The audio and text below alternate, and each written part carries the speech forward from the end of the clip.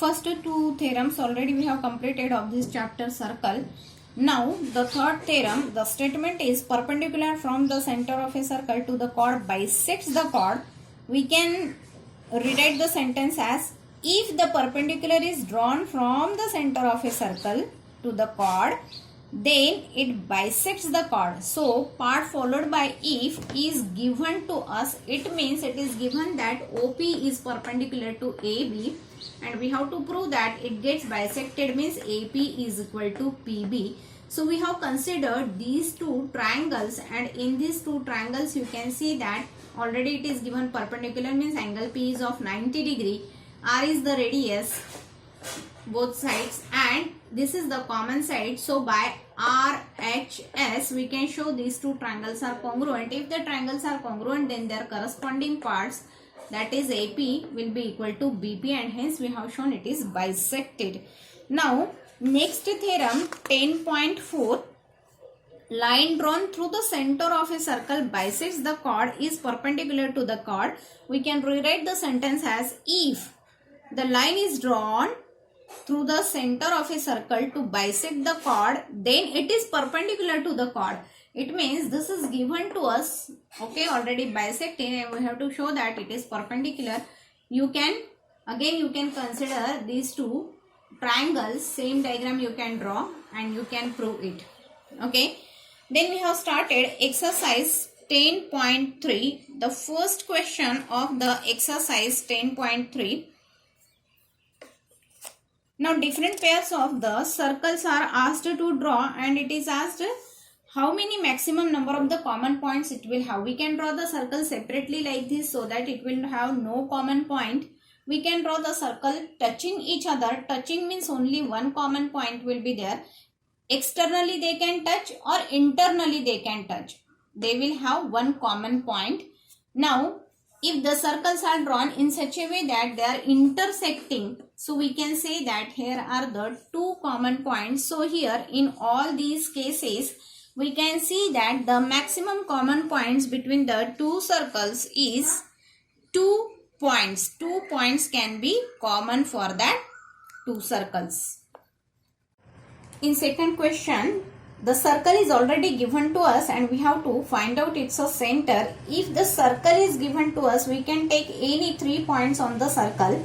Okay, so I have taken here A, B, C. These are the 3 points. From these 3 points, 2 chords we can get. Okay, either joining A to B, B to C, or A to C. I can join and I can get 2 different chords. Now I have to find out the perpendicular bisector of the chords. Finding out perpendicular bisector means what? To find out the perpendicular bisector of this, we have to take in a compass the distance more than half and mark up and down. Okay, without changing the distance in a compass, you have to mark arc from C up and down. So they are getting this cross, you have to join it. That is nothing but the perpendicular bisector for BC. Same way you can draw the perpendicular bisector for AB. Now we have already studied this theorem, first theorem. Okay, this 10.3 theorem, in which we have said that if it is the perpendicular and bisector, the center should be situated on that line. Okay, so now here perpendicular bisector we have drawn, it means center should be situated on this line, but we don't know on this line where it will situate. So we have drawn the another chord perpendicular bisector also. And now here both the perpendicular bisector are intersecting at a point that is nothing but the center of the circle. So this way we will get the center of a circle. Now in this question already the circle is given. But sometimes if only the part of a circle, that is arc, is given, then on that arc you can follow the same step.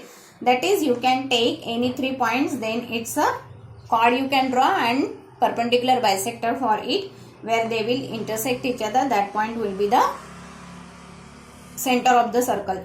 If arc is not given, any 3 non-collinear points also given, then also from that non-collinear points you can see that all the perpendicular bisectors are intersecting at the same point, and that point is nothing but the center of the circle. So this way you can get, if any 3 non-collinear points is given, if the arc is given or if the circle is given, this way you can find out its a center. Now after getting the center, you know that OA, OB, OC will be the radius, and you are having center and you are having radius, it means you can complete the circle. Now in third question, two circles intersect at two different points. So we have drawn these two circles with the center O and the center O dash. They are intersecting each other at point P and Q. So PQ will be the common chord for it.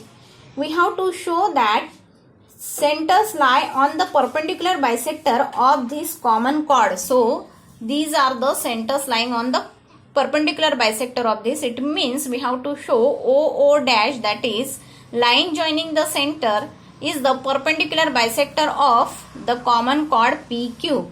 For that, first we have considered the triangle POO dash and the triangle QOO dash. So in these two triangles we have shown by this is R, this is R, this we have considered radius R dash, this is R dash, okay, and OS is the common set. So by SSS you can show that these two triangles are congruent. If the triangles are congruent, then their corresponding parts, it means angle POO dash, that will be equal to angle QOO dash.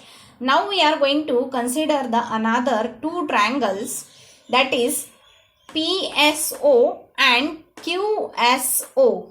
Okay, S is the intersection point of the chord and the line joining the center.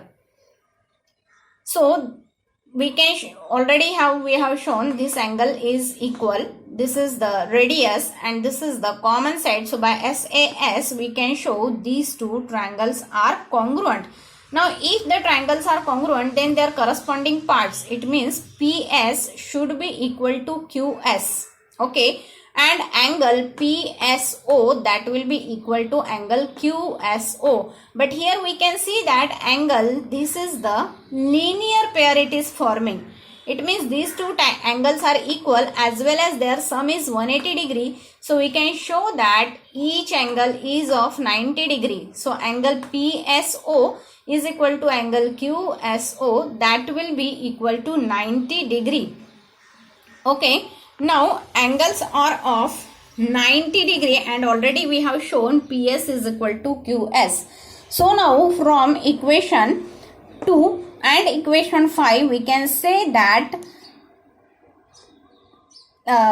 that is line joining the centers OO dash is nothing but the perpendicular bisector of the common chord PQ, and that is only you have to show.